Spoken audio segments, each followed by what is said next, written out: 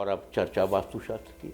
वास्तुशास्त्र में आज हम बात करेंगे पूजा में प्रसाद या नैवेद्य के बारे में।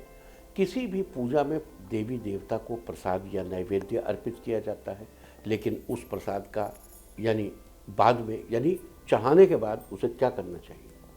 उसे खा लेना चाहिए, उसे फेंक देना चाहिए, या ऐसे ही पड़ा रहने देना चाहिए, या किसी को बांट देना चाहिए, या किसी पर्टिकुलर पर्सन को बांटना चाहिए, या समभाव से बांटना चाहिए, या किस बर्तन में प्रसाद चढ़ाना चाहिए? इन सब चीज़ों का घर पर सीधा असर पड़ता है।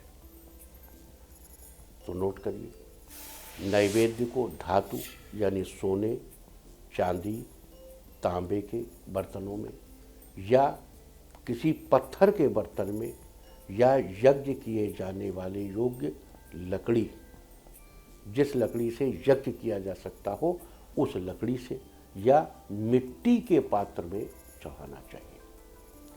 चढ़ाया हुआ नैवेद्य तत्काल निर्माल्य हो जाता है, उसे चढ़ाते तुरंत उठा लेना चाहिए।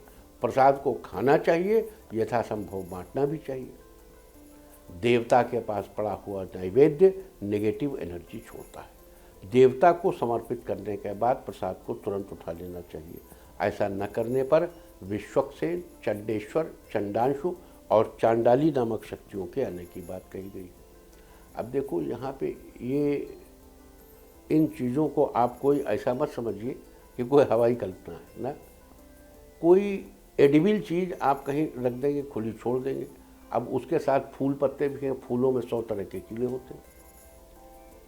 आप खूब साफ करके भी लाए हैं तो भी प्रोबेबिलिटी है। कुछ नहीं तो उसके अंदर बैक्टीरिया है जो आपको दिख नहीं रहा है ना, या वो गीला है। आपने बहुत तरह के फूल चढ़ाए हैं माँ को, माता को या भगवान शंकर को, तो उससे देवता को, किसी भी देवता को आप पूजा में चढ़ाते हैं, वो मान लीजिए उसका गीलापन आ गया, किसी जिस चीज़ में आप रखे हैं उस पात्र में कुछ हो गया, तो उससे तरह तरह की फंजाई डेवलप कर सकती है, फंगस डेवलप कर सकता है।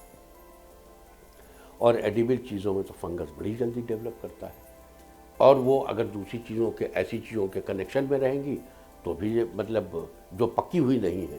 या फूल आप पका के तो भगवान को चढ़ाते नहीं, फूल तो ऐसे चढ़ाते हैं, फल भी ऐसे चढ़ाते हैं, पकाते नहीं।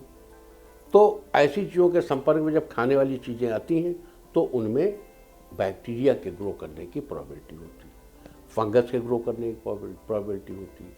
और फिर अगर आप बाद में उसे खाते हैं तो हानिप्रद हो सकती, फूड पॉइजनिंग हो सकती। उससे बचने के लिए सिंपल बात यह है, आप देवता को अर्पित कीजिए भाव रूप में। आपका भाव ही भगवान का मुंह है, उसी से भगवान खाएंगे, भाव से ही खाएंगे।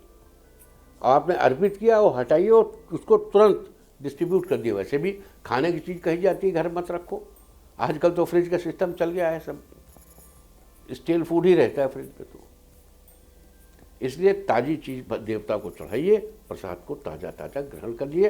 बात बहुत सिंपल है और उसको सिंपल ढंग से समझिए। उम्मीद है कि आप इस वास्तु टिप को अपनाकर फायदा जरूर उठाएंगे। इंडिया टीवी हर वक्त हर जगह डाउनलोड करने के लिए सर्च करें India TV news Google play store या ऐप स्टोर पर।